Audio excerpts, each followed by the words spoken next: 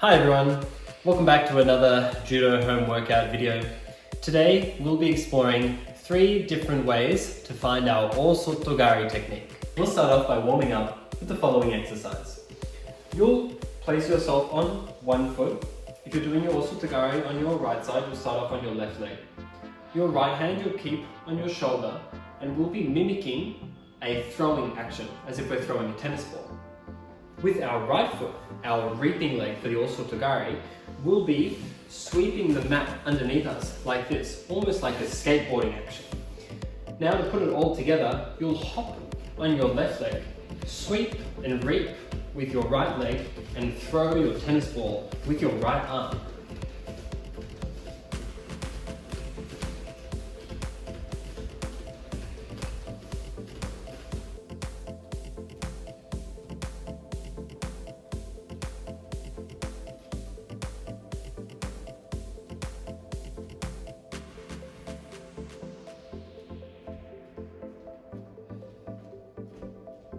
Now that our heart rate is up a little bit, we can slow it down and find a more technically accurate Osoto Gari. Starting with your right hand, with a nice and high grip on the lapel, your left hand on the sleeve, we'll step our left leg in for our Osoto Gari, draw our partner's weight, kick and reap, finding your T shape at the end. Right foot in front. Right hand with a high grip, left hand on the sleeve. We step, draw the way, kick and reap. You can practice this for a comfortable amount of reps on your right side and your left side.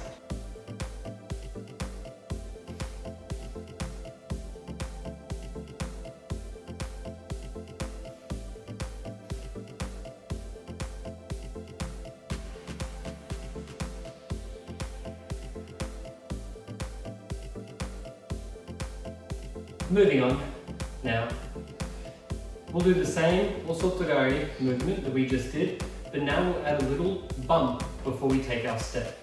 So you'll take your grips as usual, high grip and sleeve. If your right foot is leading, you'll bump your partner backwards with your right leg. Step nice and deep, draw the weight, kick and reap. Make sure you practice on your right side and left side.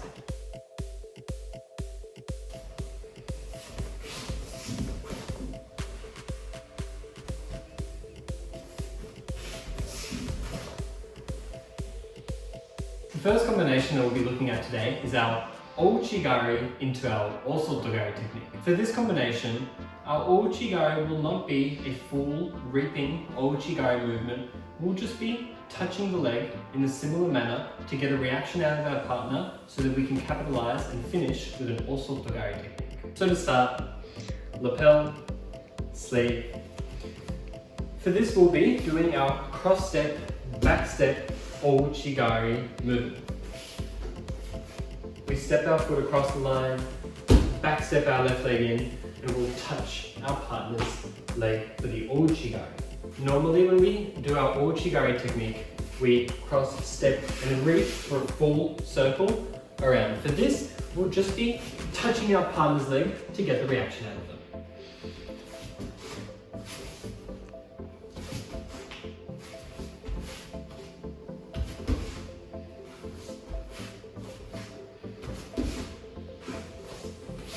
Once you've gotten the appropriate response from your partner, which is then stepping that leg back in defense, that is when you enter with your left leg and catch your Osoto Gari.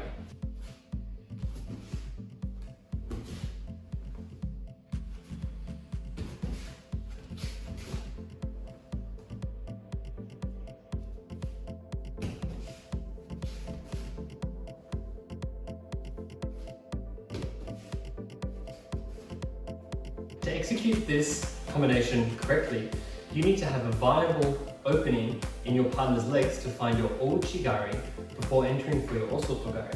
If your partner is very heavy on their front foot or very front foot dominant, it is difficult to enter on the back leg for your Ouchi Gari. So what you can do is alter the combination and reverse it, starting with your Osoto Gari technique, so your partner steps back opening this leg to catch them for an Ouchi Gari. Or you can try the following combination. Now we'll be exploring our Ashi Barai into our Osoto Gari. So this again is a very nice technique to do if your partner is very heavy on that front foot or is leaving that front foot out too much. You'll start off by doing a Ashi Barai with your left leg. You'll sweep your partner's front foot, and as they're stepping their leg back on the mat, that's when you enter for your Osoto Gari, reap and execute the throw. High grip on the lapel, grip on the sleeve. You'll enter, lift your partner's weight up and try and sweep their front foot. As you sweep their front foot, they're going to want to recorrect their balance and bring that front foot back to where it was. You don't fight them, you let them bring the foot back, use that movement to find your Osoto Gari finish.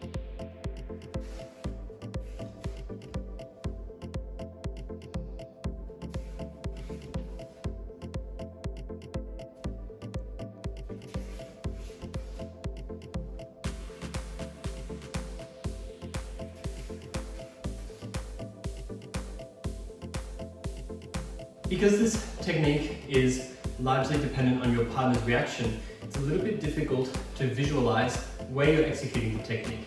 So I'll show you the uke's perspective of the technique so you can get a clear idea of how to execute this particular combination.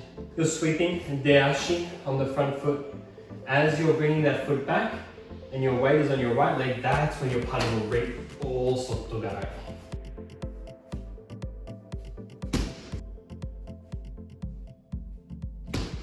Final thing we'll be exploring today will be how to execute your Osoto Gari technique after a failed Osoto Gari attempt.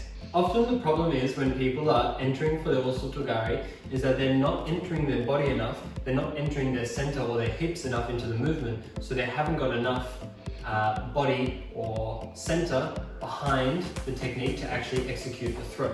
Generally people are just thinking about the legs. So what we'll do is we'll exaggerate this isolated leg thought and find a way to bring our center behind it and execute the strong Osoto Gari technique. We'll use the line to visualize where our partner's legs are.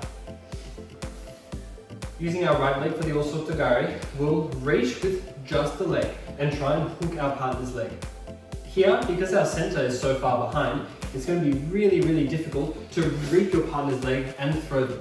So what we'll do instead is sneak the leg in, and instead of just pushing with our leg, we will put and plant our foot firmly on the tatami, shift our weight onto this leg, bring our left leg beside our partner, then finish our Osoto Gari as usual. Draw the weight and reap. So you reach with the leg, plant the foot, step, and throw.